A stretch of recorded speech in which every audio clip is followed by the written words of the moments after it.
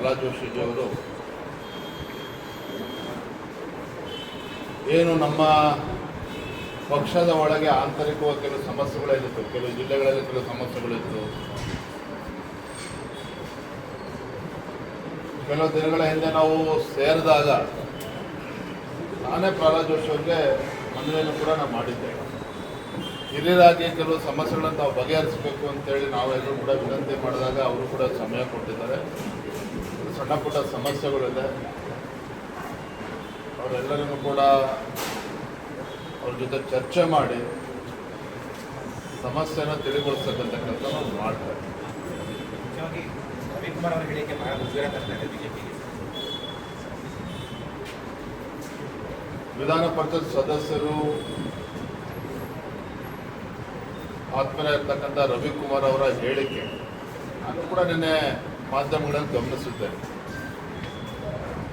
ಅದಕ್ಕೆ ರವಿಕುಮಾರ್ ಅವರು ಸ್ಪಷ್ಟನೆಯನ್ನು ಕೂಡ ನೀಡಿದ್ದಾರೆ. ರವಿಕುಮಾರ್ ಸ್ಪಷ್ಟನೆಯನ್ನು ಕೂಡ ನೀಡಿದ್ದಾರೆ. ತದನಂತರದಲ್ಲಿ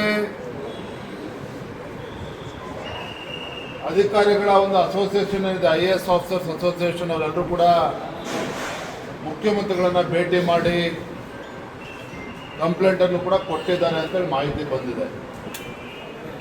ನಿನ್ನೆ ಕಾಂಗ್ರೆಸ್ ಪಕ್ಷದ ಕೆಲವು ಹಿರಿಯ ಮುಖಂಡರು ಕೂಡ ಹೊರಟ್ಟನ್ನು ಭೇಟಿ ಮಾಡಿ ಅಲ್ಲೂ ಕೂಡ ಕಂಪ್ಲೇಂಟನ್ನು ನೀಡಿದ್ದಾರೆ, FIR ಕೂಡ ರಿಜಿಸ್ಟರ್ ಮಾಡಿದ್ದಾರೆ. ರವಿಕುಮಾರ್ ವಿಚಾರ ಒಂದು ಕಡೆ ಇರಲಿ, ಅದ್ರ ಬಗ್ಗೆ ಚರ್ಚೆಗಳು ನಡೀತಾ ಇದೆ. ನಾನು ಅದ್ರ ಬಗ್ಗೆ ಈ ಸಂದರ್ಭದಲ್ಲಿ ಮಾತಾಡೋದಕ್ಕೆ ಹೋಗೋದಿಲ್ಲ. ಸ್ವತಃ ಮುಖ್ಯಮಂತ್ರಿಗಳು ಸಿದ್ದರಾಮಯ್ಯನವರು ಬೆಳಗಾವಿನಲ್ಲಿ ಬಹಿರಂಗ ಸಭೆಯಲ್ಲಿ ವೇದಿಕೆ ಮೇಲೆ ಒಬ್ಬ ಮುಖ್ಯಮಂತ್ರಿಗಳು ಒಬ್ಬ ಹಿರಿಯ ಪೊಲೀಸ್ ಅಧಿಕಾರಿಗೆ ಕಪಾಳ ಕೊಡಕ್ಕೆ ಹೋದ್ರಲ್ಲ, ಅವಾಗೆಲ್ಲ ಹೋಗಿತ್ತು ಅಸೋಸಿಯೇಷನ್ಗಳು.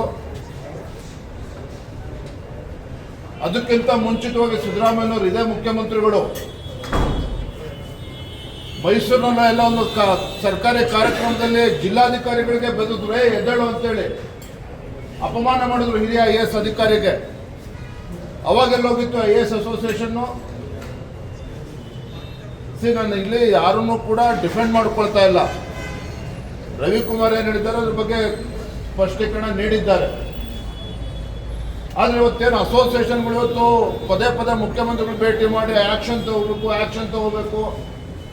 ಸ್ವತಃ ಮುಖ್ಯಮಂತ್ರಿಗಳು ಈ ರೀತಿ ನಡ್ಕೊಂಡಾಗ ಬಹಿರಂಗ ಸಭೆಗಳಲ್ಲಿ ವೇದಿಕೆ ಮೇಲೆ ಅವತ್ತೆಲ್ಲೋಗಿತ್ತು IAS ಆಫೀಸರ್ಸ್ ಅಸೋಸಿಯೇಷನ್, ಅವತ್ತಕ್ಕೆ ಮುಖ್ಯಮಂತ್ರಿಗಳ ವಿರುದ್ಧ ಕಂಪ್ಲೇಂಟ್ ಕೊಡಲಿಲ್ಲ?